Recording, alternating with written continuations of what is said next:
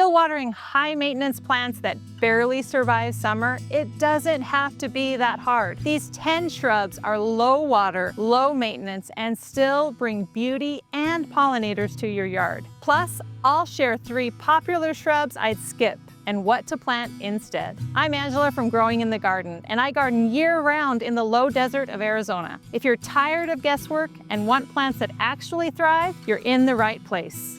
What should you plant instead?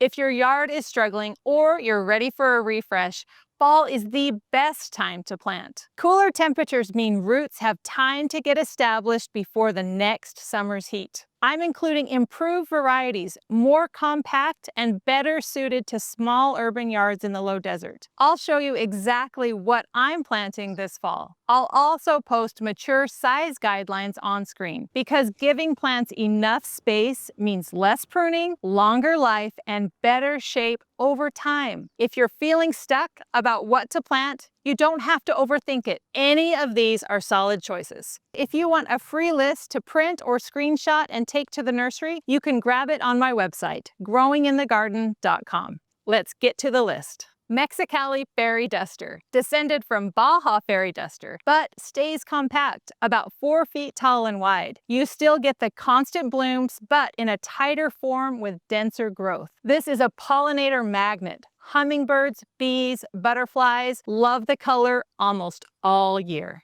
Blue Bell Emu or Gray Horizon has a compact form with silvery leaves and lavender flowers nearly year-round. It's from Australia, and once it's established, it barely needs water. Give it a light shape-up in the spring, that's it. Desert Globemallow Orange Crush. This isn't your wild roadside Globemallow. Orange Crush has a compact mounding shape and bright blooms from November through May. It looks tidy, not weedy, and attracts bees and birds to your yard. Texas Sage, Little Lynn. Texas Sage is a classic, but the full-size ones get huge. Little Lynn stays around 4 feet tall and wide, keeping a dense, rounded shape. And it stays evergreen through winter. It has lavender blooms from spring to fall, and it's a pollinator favorite. Let it grow naturally. Don't shear it into a ball. Little Rascal Buckwheat. This one's an Arizona native with silvery foliage and white blooms from spring to fall. Little Rascal stays about 2 feet tall and 3 feet wide and thrives in poor soil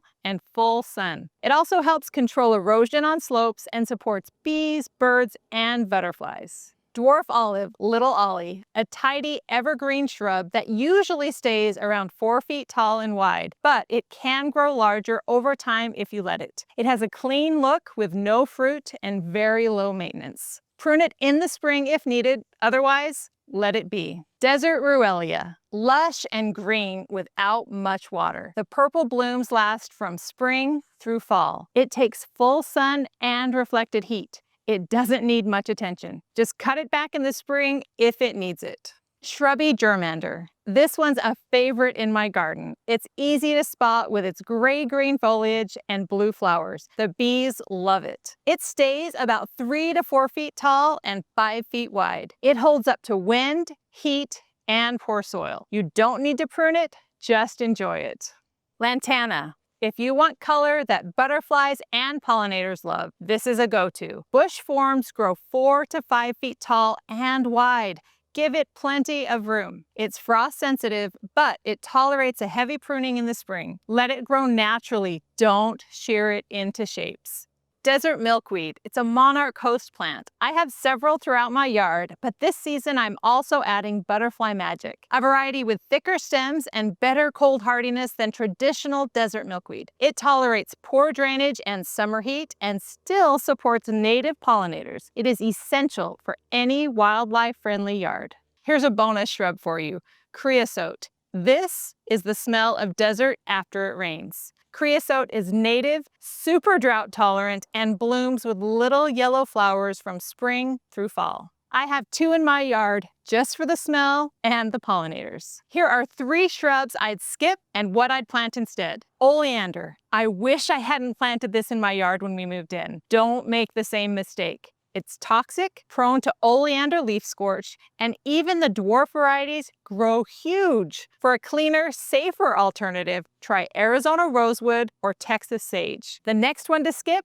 red tip photinia. It looks nice in the nursery, but it's better suited to other climates. It struggles with desert heat and reflected sun. It gets leaf spot, has high water needs, it's just not worth it. Instead, go with jojoba or shrubby germander. And finally, I call it bougainvillea, but you might call it bougainvillea. However you say it, it's beautiful. But the thorns, the mess, and the frost damage in winter make it too high maintenance for most small yards. If you want bright color without the hassle, look at Tacoma, firecracker plant, or even trailing lantana. That's my list of the best desert shrubs, and a few to think twice about. If you only plant a couple of shrubs this fall, make it something from this list. Don't plant them too deep, give them room to grow, and once they're established, water deeply, but not often. They'll give you beauty, color, and bring lots of pollinators without all the water and work.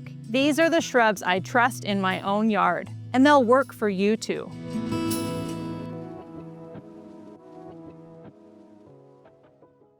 Want a thriving desert garden? Join my monthly online classes, live or on replay, and get instant access to past classes and journals. Bring your questions and let's grow together in Growing in the Garden Academy. Again, do I have to start all the way over? That's actually not the end. All right. It reminded me of Napoleon Dynamite. You're like, oh, that's nice. And then you had your hand. That's nice.